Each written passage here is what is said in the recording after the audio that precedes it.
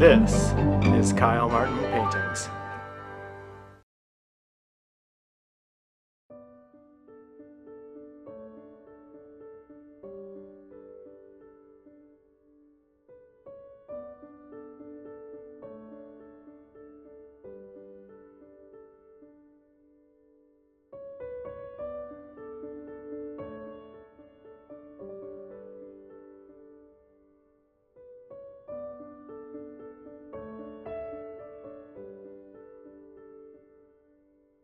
All right, welcome back for another summertime plein air session. Today we have some peaches.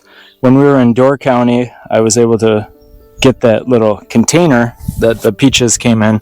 And as I set it up out here, I really enjoyed the shapes of dark and light that were created just by having that single peach in the composition. And in today's video, we're going to be talking about drawing and values. I've taken some time to observe my subject matter in terms of value by wearing these value glasses. And I've created a value sketch, and it shows my observations. So here's that peach container, that turquoise peach container. That's kind of something that I was really interested in. You can see the shape of shadow and the shape of light here. I've also written little numbers up here, and those are the numbers of the value that I'm perceiving, and that's the relative contrast of dark and light. When it's time to mix the colors, I'm going to use this value palette.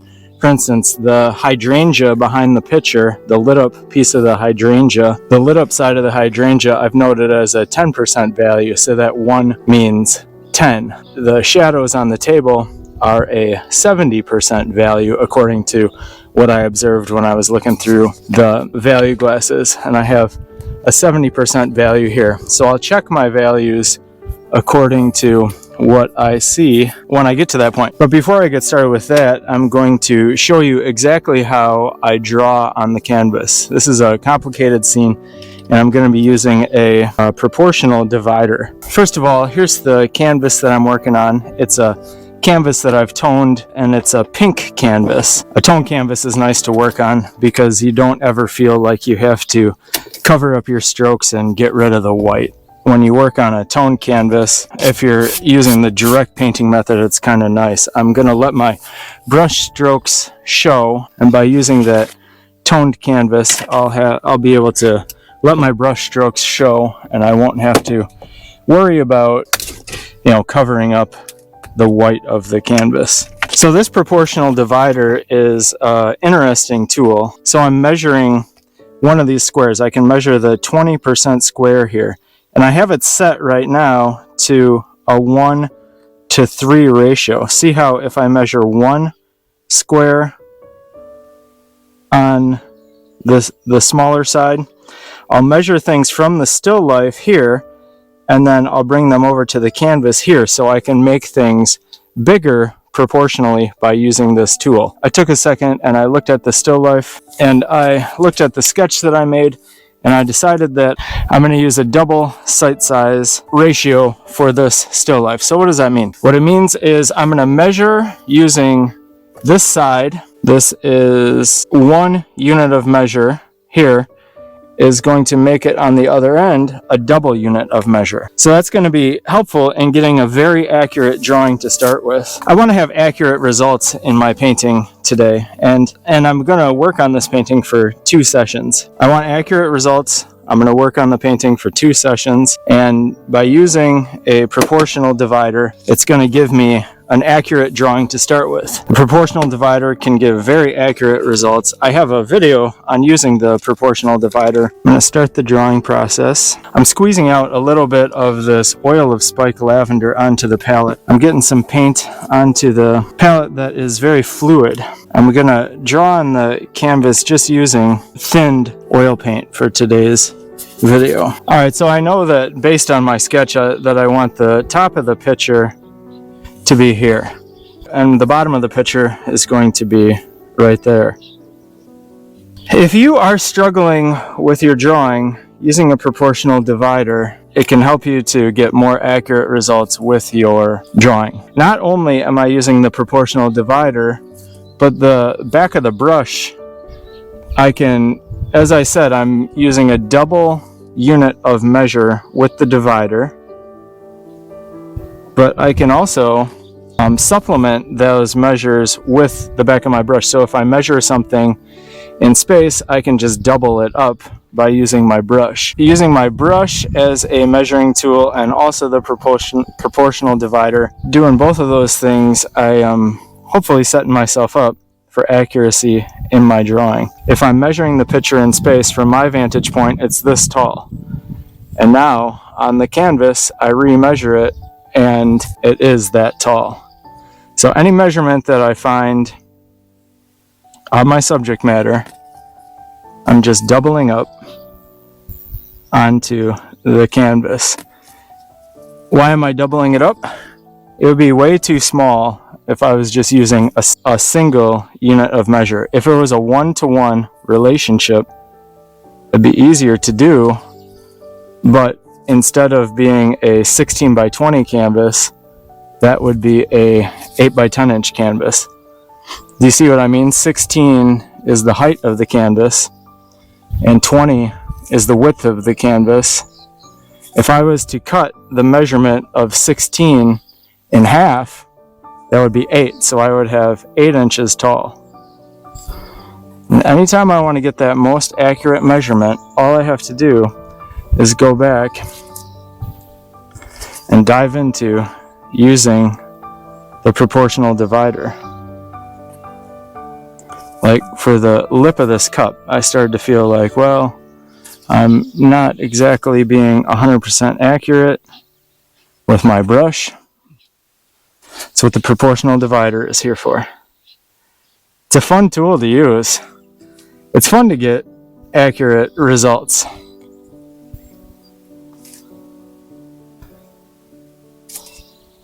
I taught a workshop in May, and I had all of my students bring with them a proportional divider.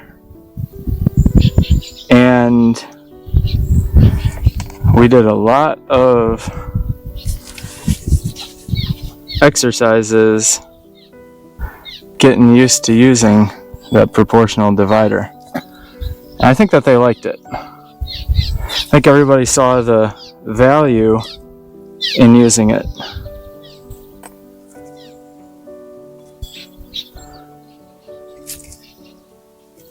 I'm always trying to get accurate results.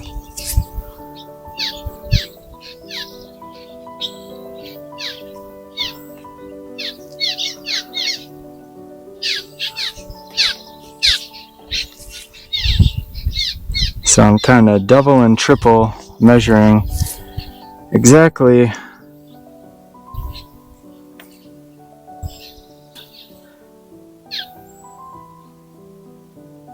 where the main point of the peach container is.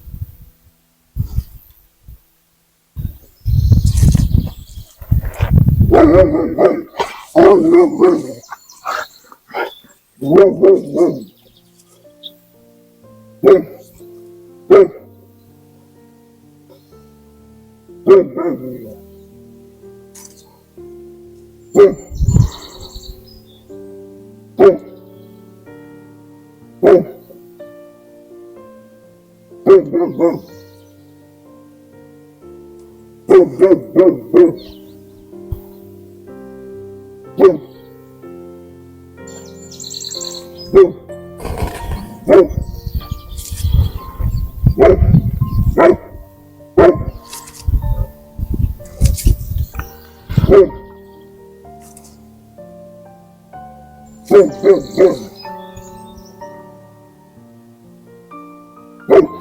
groping for lines right now.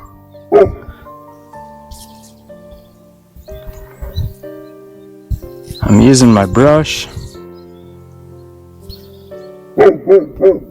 using my divider.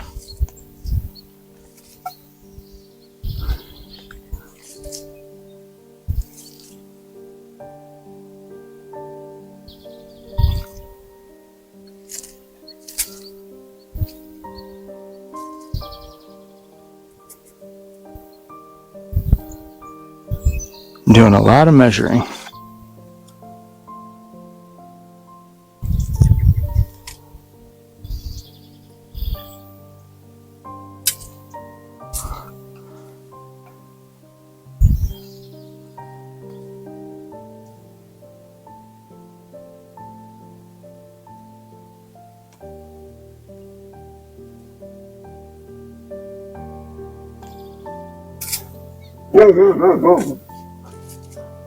Can you hear the dog barking in the background?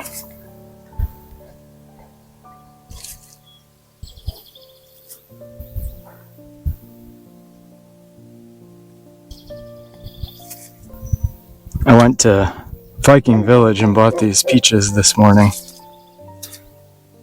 I took Violet with me to the store. The peaches were $3.99 a pound, which is a little bit more than I would like to have paid. I saw some earlier in the week for $2 a pound, but I decided to get these anyway just because I wanted to create the still life. And while I was at the store, my daughter Violet was with me, of course. Wanted to take her out of the house so that her mom would have time to do a couple of things this morning before I got started painting. Violet decided to grab one of the nectarines, which were right next to the peaches, and she started eating it while we were in the store. I thought that was kind of cute.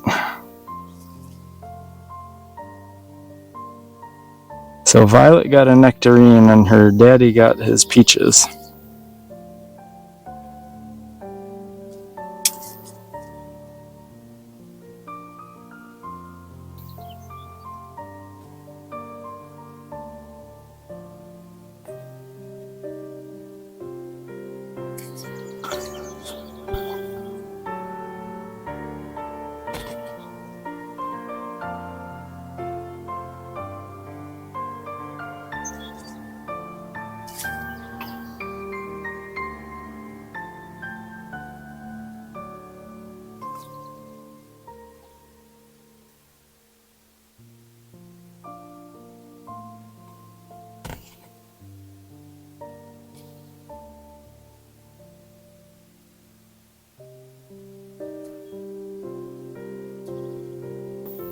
Just want to get this handle placed on this jug.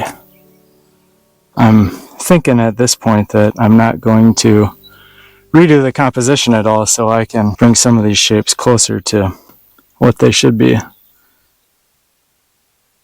Porter's chasing some cranes that are flying.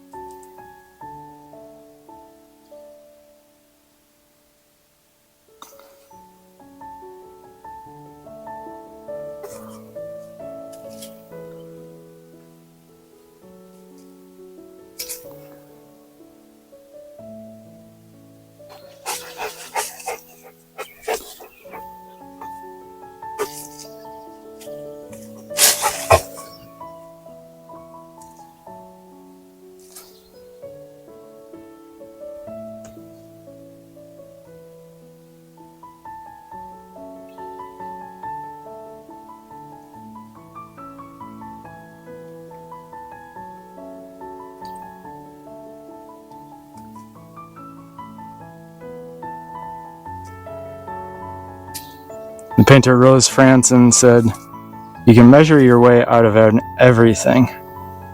I think having a decent proportional divider will help you with your measuring skills. I just ordered a 10-pack of proportional dividers because I'm going to teach a painting class in Door County to teenagers. And I thought, well, we'll do some work with a proportional divider.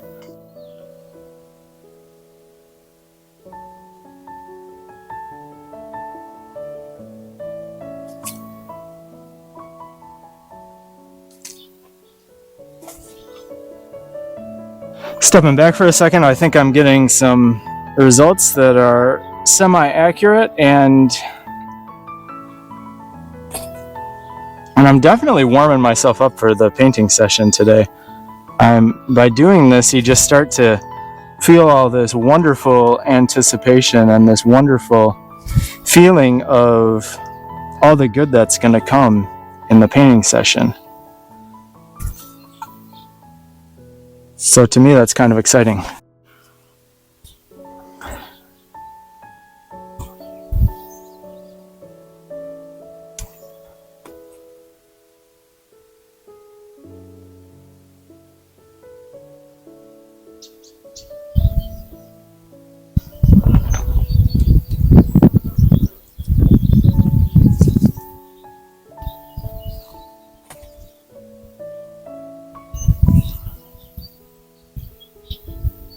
Anytime you want to take yourself back to basics, it's not a bad idea to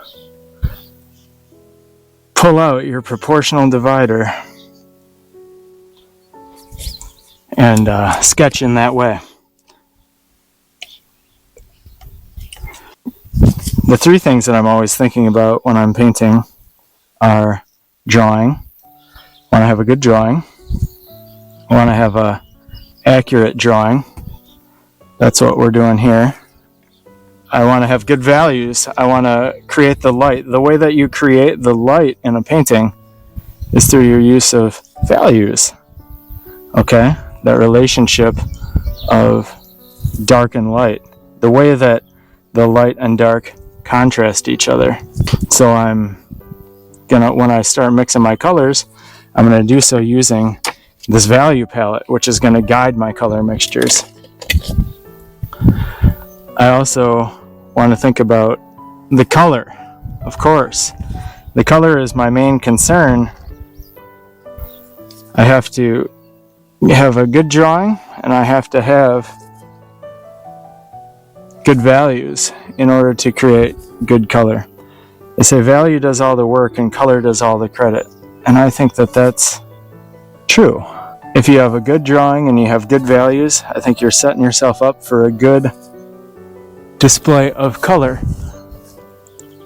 Speaking of color, I might have to mix some of my colors at this time, even though I'm not done with the drawing because the clouds are rolling in and I want to be able to have some color information to work with today. And that's how it goes when we're outside working. So the lightest color that I have is some of the hydrangeas and also this little flower that is in the jar down there. And I'm going to mix the colors on the palette using a knife, and I'm going to look through this little hole at the actual still life and observe them that way.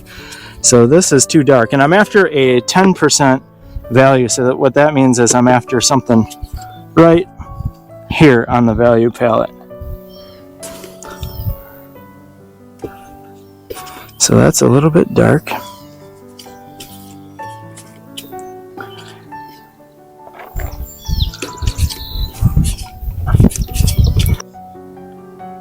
After a 20% value here, and this is the lit up side of that picture. I'm kind of placing it too dark. I have to warm that value up.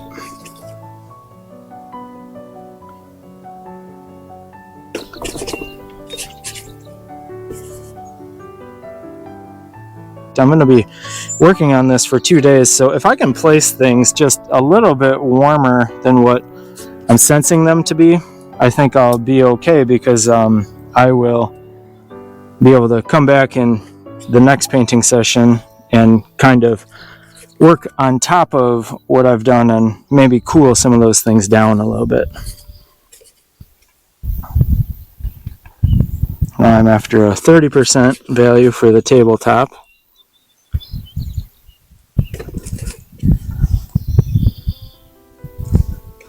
Sorry, a 20% value for the tabletop.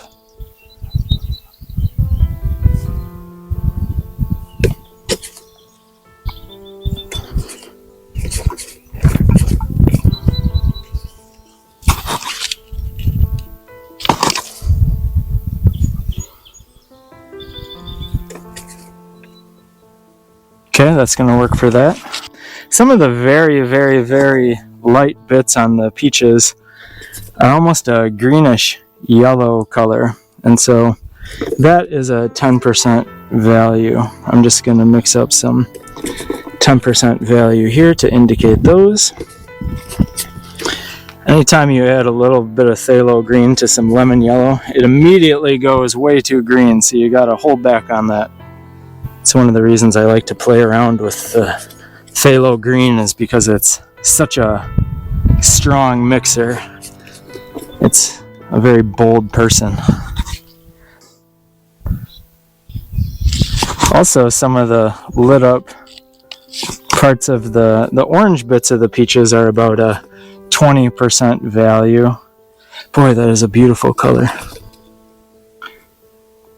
So I'm just taking some orange and some Indian yellow and some red, and I'm looking at it and I'm thinking it could lighten slightly to be a 20% value, and I think I have that. Okay.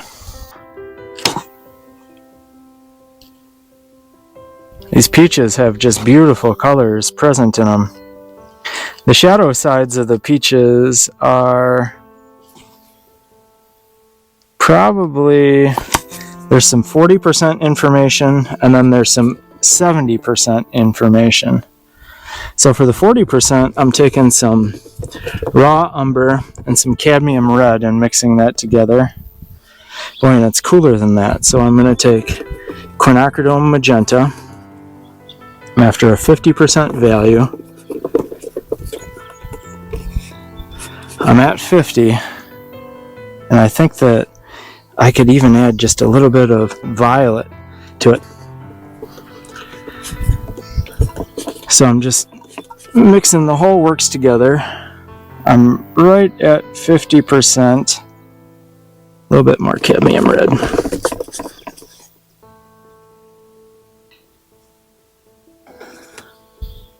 Yeah, I think I'm right at 50% with that, so we're good. The value of that turquoise, the lit up piece of that turquoise box that the fruit is in, I'm just going to place as a 10% value. And I'm mixing phthalo green with a little lemon yellow. And I took it up to a 10% value using white. That'll be good for that. A lot of the shadows, the cast shadows and the shadows on the objects, like the core shadows, a lot of those are going to be placed as a 70% value. So here I have some turquoise color that I'm mixing up for the shadow side of that box. And I want a 70% value in that area.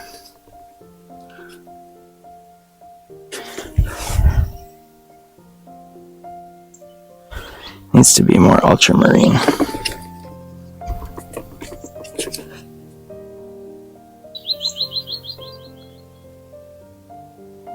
That's not exactly the right color, but I kind of like it for this application. And, you know, I'm just going to say a 60% value, because sometimes as you mix, and I'm going to restate that on my sketch. So that's a 6. And then the cast shadows on the table, yeah, it is like a, I'm going to try and make that a 70% value. There, I got it right to 70. The cast shadows on the table, they're also a 70% value.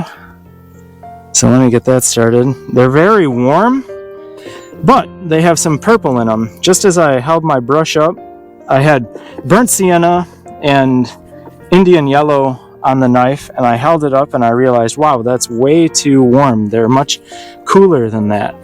So I need a 70% value.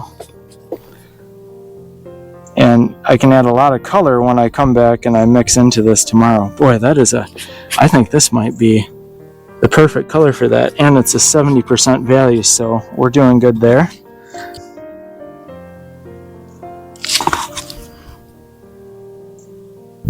That little root beer barrel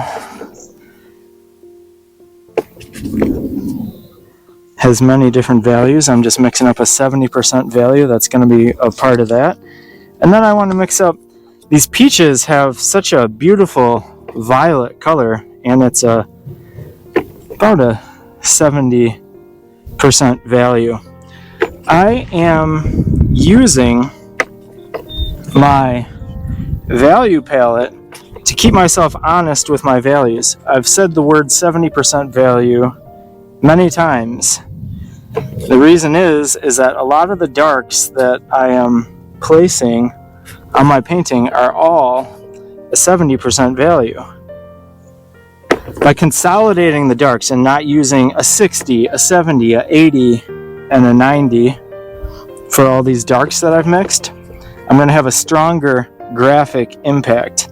Less is more when it comes to values. I can mix my colors to any value, relatively any value. So that's a 70% value. I'm going to keep going. I'm going to mix one more value. That's going to be the 70% on the side of the jug, and then I'll get back to the drawing. Let's see, this is the jug right here.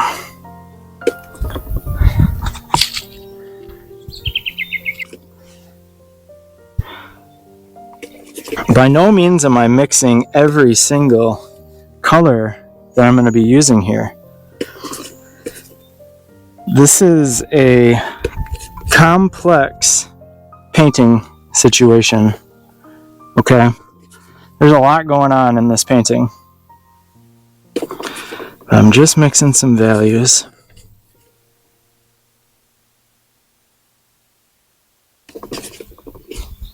They're going to get me started. Okay, that could cool just slightly. That's a 70% value. The last thing I'm going to do, this is going to be some of the 70% foliage and shadow. Okay. So, Prussian blue and Indian yellow. A little bit of phthalo blue. That's a beautiful green color. Needs to be more citrusy. I'm just going to grab that little bit of green yellow that I discarded earlier and mix that in.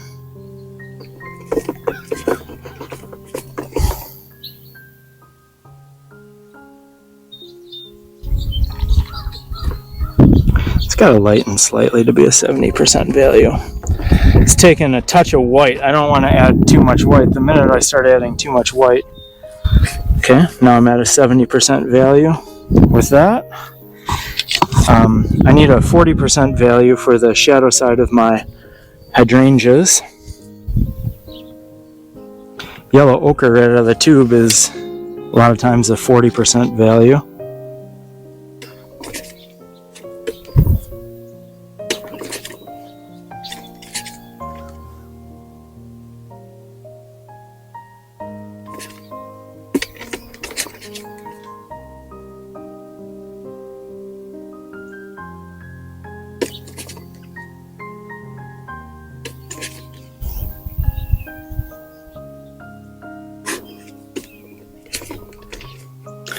It's like a green neutral color.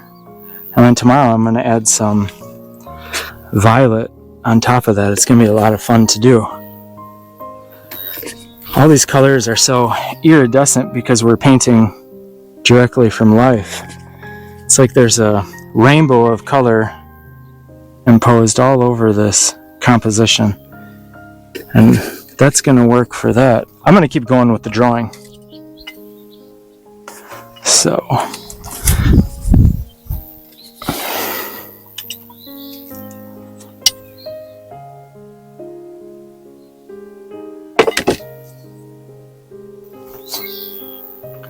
So that was a little fun foray into color. When I was in my workshop, one of my friends was in the workshop and we had a conversation. I was painting a peony flower and I was doing just this, and she said, you know, when you're painting flowers, you have to just get the silhouette of the flower. And I agreed with her on that. Interior of that flower is so warm and so beautiful, so I can't wait to paint that flower. And I think I have a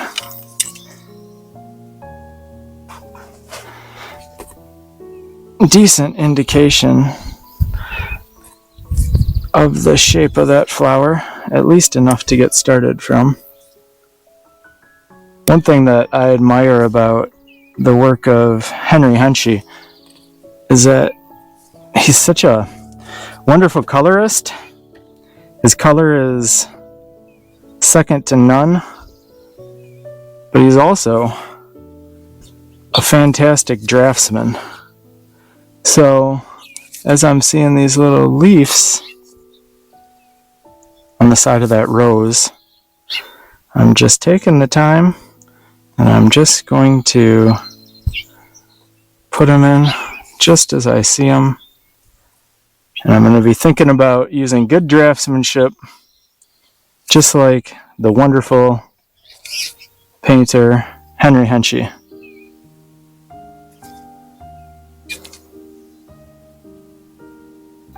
Okay, why don't we get some of the, I want to get the line of the table, which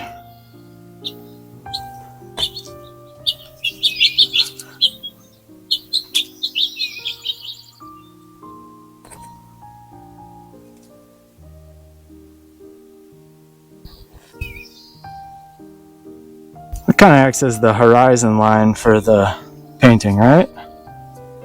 The line of the table.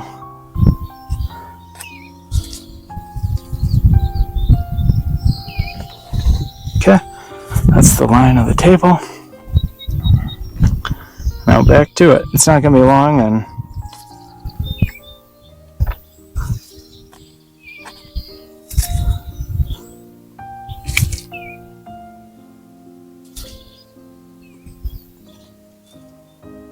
hoping I'll be able to come out and finish this painting tomorrow, but we'll see. It's the Sauk County Fair, so if I am able to get out and finish this tomorrow, it's going to be early. I have no idea how I'm going to deal with these peaches. I might just put the peaches under a box and leave them on this table, which I don't think that they'll... If they're in shade, hopefully they'll be able to not like spoil or something over the night.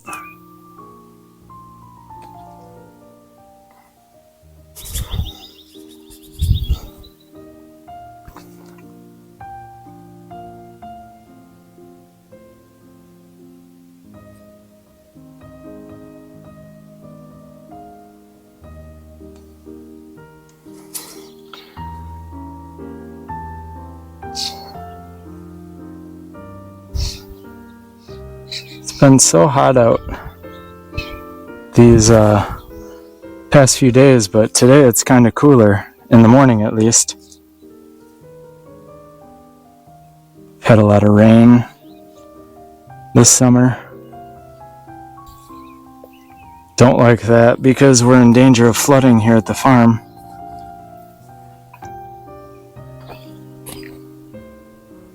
But I think that we're going to be okay with that. Okay, I got to start placing these cast shadows because I'm in danger of the sun going behind clouds. And if that happens, we'll be sad because I won't have my cast shadows placed.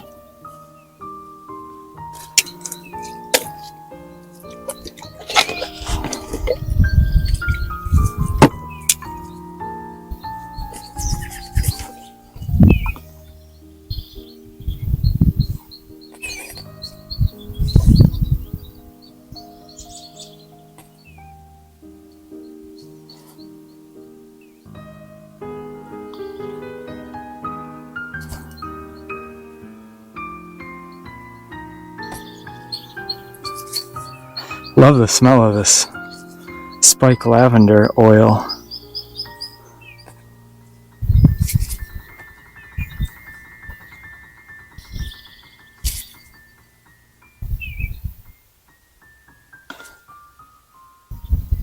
Top of that peach there, is that tall?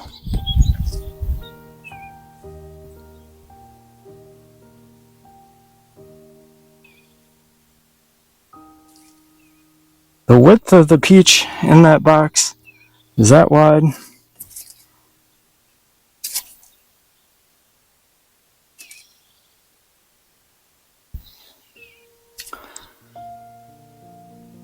That shadow inside the peach container is one of the most interesting things about this still life to me. It's one of the reasons that I wanted to paint it. You know, these containers like that the peach is in, it's like I don't see these kind of containers around as much as I used to, and so I've kind of had it in my head for the past year to try and find a fruit container. I guess sometimes you see berries in these kind of little quart containers. At least that's what I think I've noticed before. So I just decided, hey, if I see one, I'm going to grab it. We saw one when we were in Door County. And so I grabbed it, and now we're at home painting it. Cast shadows.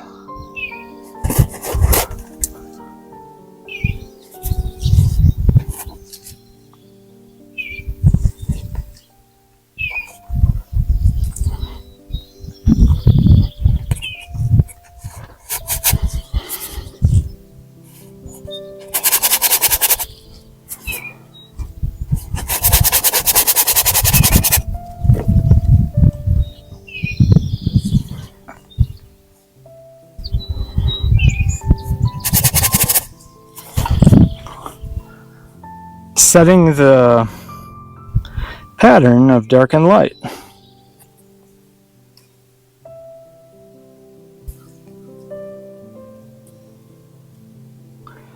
This proportional divider is so good for finding accuracy.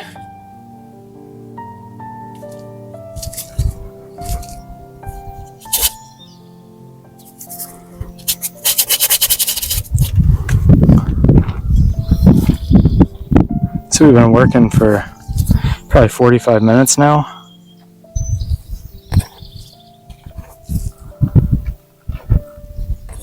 I'd much rather take the 45 minutes and do something accurate.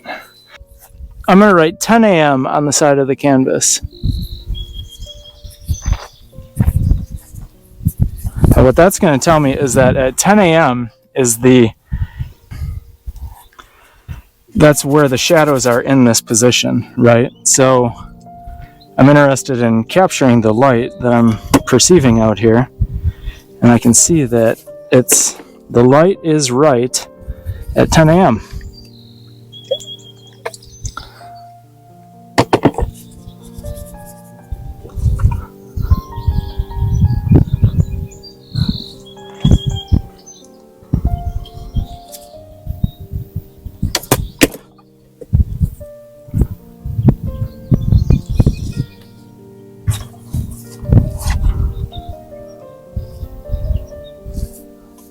Alright, I'm going to turn the camera off momentarily just so I can finish this up. I want to save some of the battery for when we get into working with paint. So I'm finishing up my underpainting, and I'm almost ready to get started with color.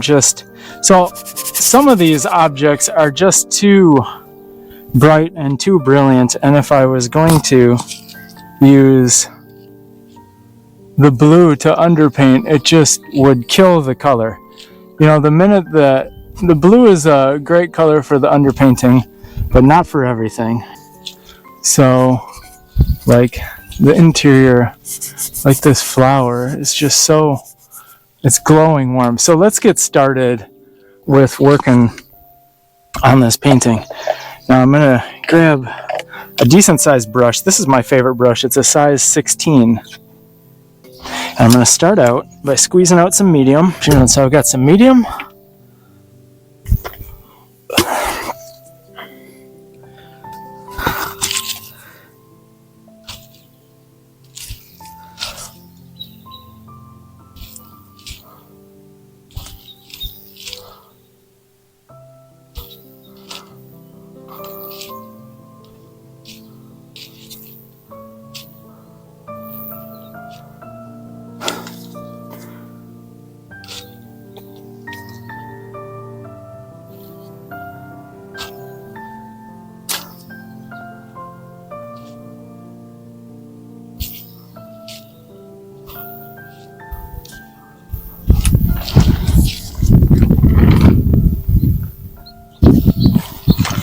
Painting the lit up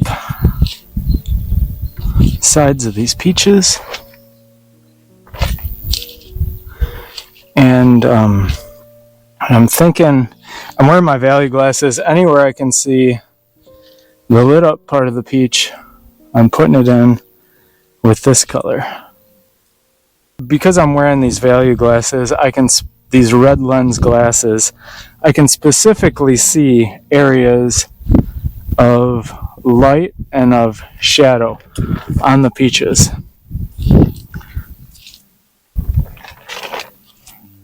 And I'm indicating the lit up areas now.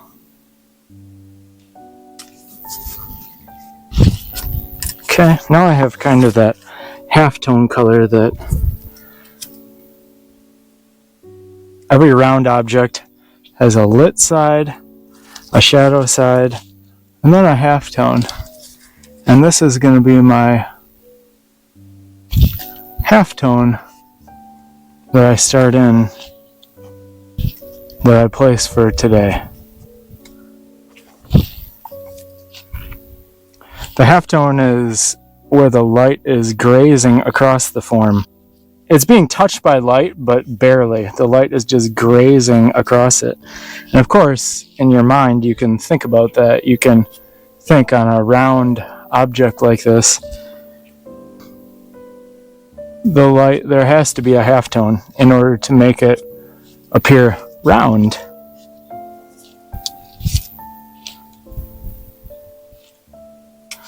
Back in my days in art school, we had to do exercises where we proved that we knew what the different shadows were. You know, the highlight, the lit up side, the shadow side, the core shadow, all those kind of things. Sometimes I miss those days where everything is an exercise.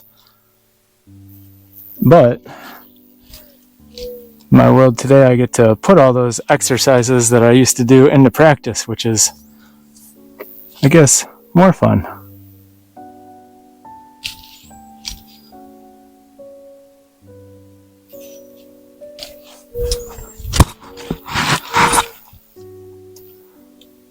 Boy, there's going to be such beautiful opportunity for color in these peaches.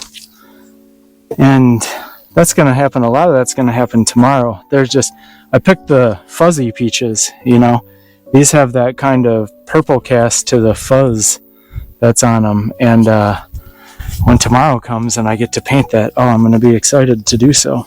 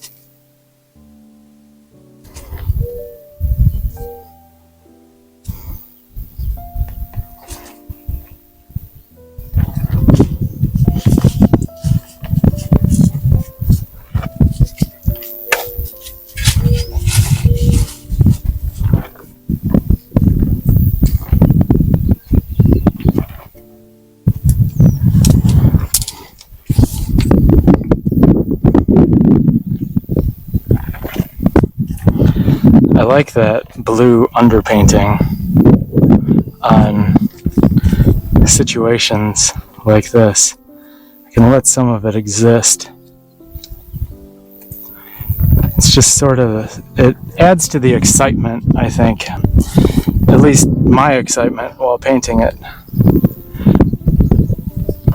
Maybe what I'm thinking is that if I can be excited while I'm creating a painting, maybe the person who views the painting can also be excited by it. At least I think that's what I'm hoping for.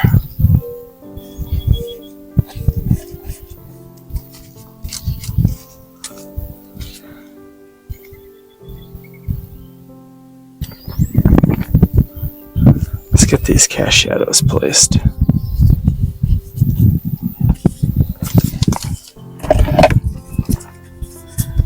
I'm going to try and place my cast shadows a little bit thinner than I normally would, so let me just scrub that one out. That's thin. I'm going to add just a little bit of my spike oil to it.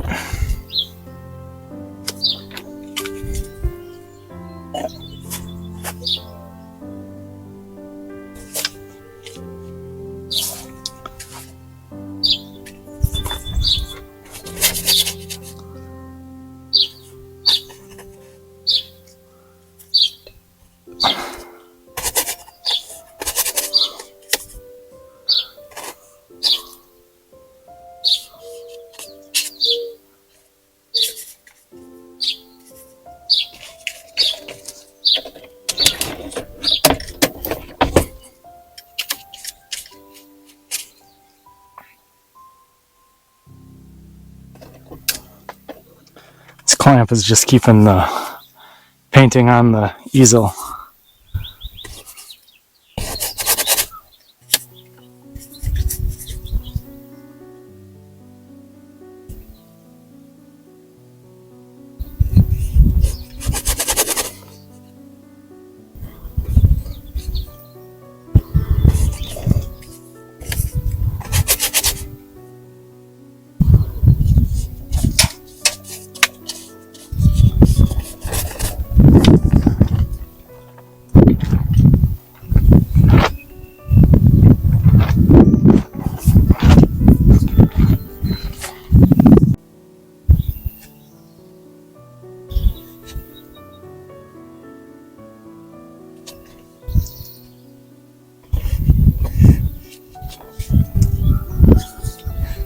I'm sorry, the light on the table, which is against the cast shadow on the table.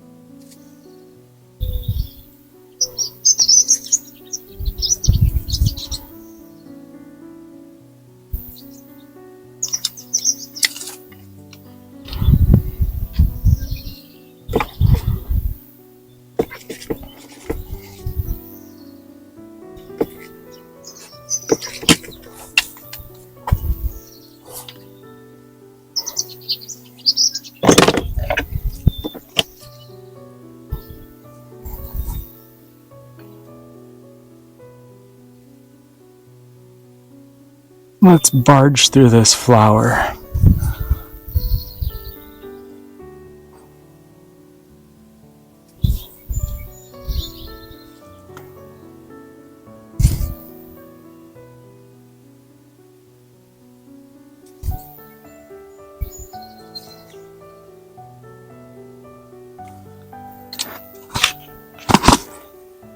Shadow side of that flower needs to be a 40% value.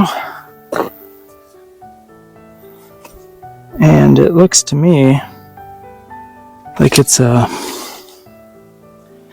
warm value. Taking permanent rose and some Indian yellow.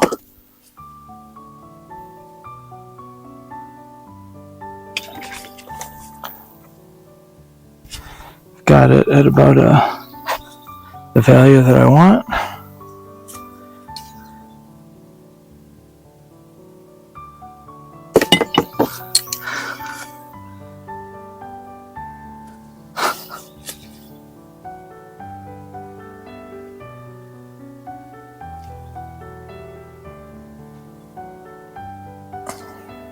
I want to do this with the least amount of strokes. Alright, there we are. Let's move on. Let's get these hydrangeas placed.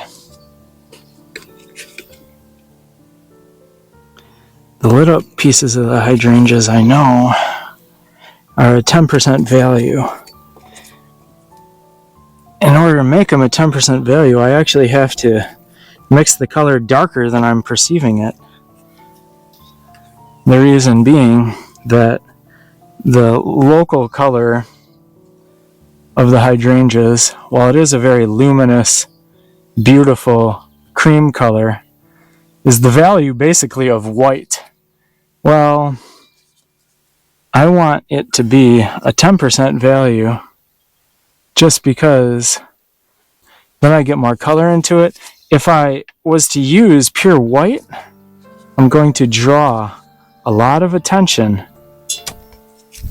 to that area. And while yes, the hydrangeas are a beautiful part of the painting, it's not really the main idea. The hydrangeas are sort of sitting in the background of the painting. They're not the, hey, look at me part of the painting. They're the, I'm in the background part of the painting. And they're beautiful. But I just don't want them to be too beautiful.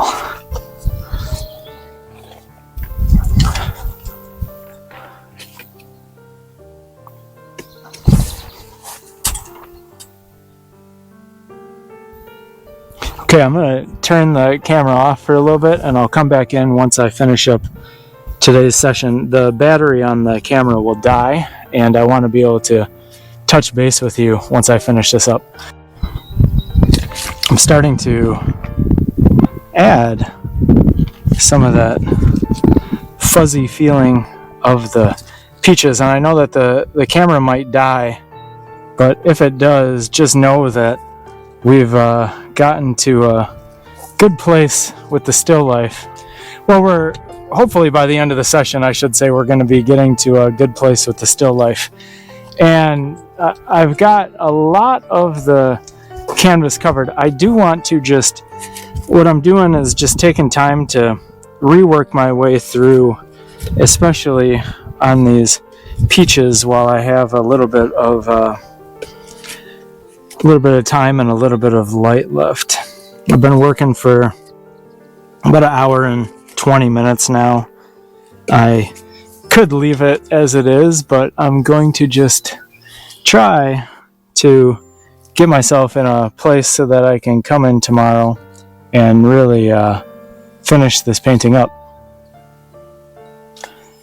And so much of that, the fuzz on those peaches, it's just very, very purple in tone. It's a very violet fuzz. The reason I think that is so violet is just that there's a lot of sun reflecting or I'm sorry, the blue violet of the sky is reflecting into that. But even more than that, I think just the local color of it with the red, orange kind of peaches just becomes violet. Like when I was in the grocery store, I chose these particular peaches just because there was such a beautiful violet cast on them.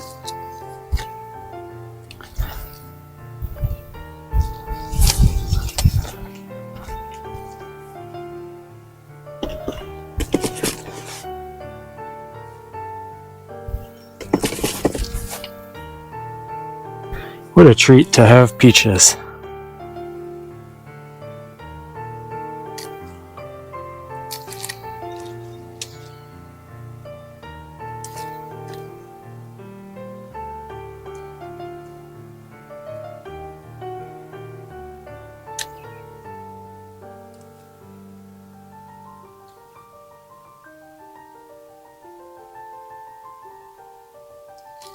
I'm sort of painting colors at this point that I feel like I'll be able to kind of setting myself up for the colors that I'll be painting tomorrow.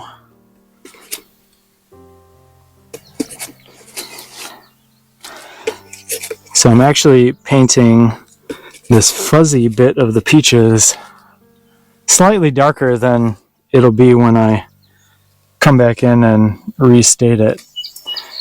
That's to come tomorrow. Alright, I think I'll turn the camera back off again so that I can come back and talk at the end. Alright, this is it for today. I've been working for quite a while on this painting. I switched up a lot. For better or for worse, I think I'm going to come back and finish this up tomorrow. Porter just came through and knocked a bunch of the still life materials around on this. He kind of knocked some things around, and so I'm going to have to come back tomorrow and rearrange a couple of things. I think I got a good start, and we'll take it from here. Well, good morning. We're back here looking at the still life on day 2.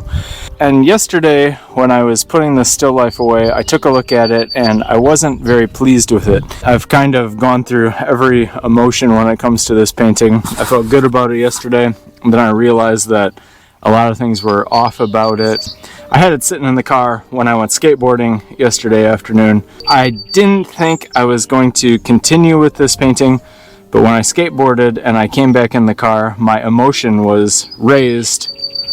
And after I saw it with a fresh eye, I thought, I could probably make this into something. And here's the thing. The colors of the shadows are cooler on the still life than what I have placed here. And that's just one example of the ways in which things are not correct on the painting. But I kind of set them up to be not correct on the painting. I set them up in a certain way so that today I could come back through and resolve this painting and make a finish. So what am I going to do? So the thing that I'm going to do today to finish this painting is just return to my value sketch. Remember my idea from yesterday. I have my value palette clamped up here on the easel, and I'm going to just do a lot of looking, a lot of mixing, and a lot of painting. All this stuff is going to get resolved. It's the paint on the canvas is totally dry, and I'm actually inspired by the challenge to take this painting from a place of not really enjoying it to a sunlit summer still life featuring peaches. And if I can't do that, well then tomorrow's another day. But you know what? I think I can. So let's go ahead and let's get started.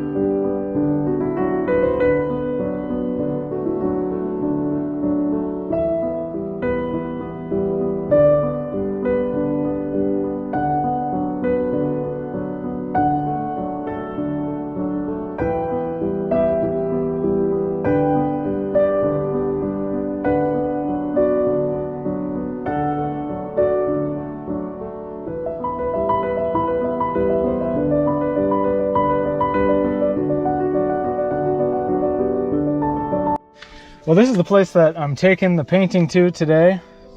Thanks so much for sticking with me. It's time to go to the county fair with our daughter. The reason that we're going today is that there is a library day at the fair, and our youth librarian named Carrie Jo is going to be holding a special program there. So it's important that we take our daughter there, because in our home it's all about literacy. You know, when I started learning how to paint, it was only through reading. I did a lot of reading when I started to paint, and I want to share that with my daughter. Anyway, I'll put an image of the painting on the screen, and I appreciate you being here for this summertime plein air still life of peaches.